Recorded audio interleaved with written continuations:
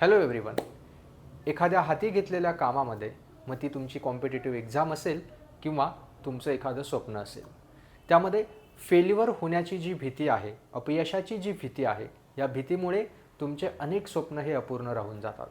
कदाचित हे काम माझ्याकडनं पूर्ण होईल की नाही, ही शंका जेव्हा उपस्थित होते, ज्याला आपण फिअर ऑफ फेल्युअर असं म्हणतो, यात मी अनसक्सेसफुल झालं तर पुढे काय, यात मला जे हवं आहे ते नाही मिळालं तर त्यानंतर काय, हे जेव्हा निगेटिव्ह क्वेश्चन्स तुमच्या माइंडमध्ये निर्माण होतात, तेव्हा कदाचित तुम्ही ते काम सुरूही करत नाही आणि सुरू जरी केलं तरी तुमचा 100% त्यामध्ये देऊ शकत नाही आणि मग ह्याच फिअर ऑफ फेल्युअरमुळे तुम्हाला अपयशाला सामोरं जावं लागतं.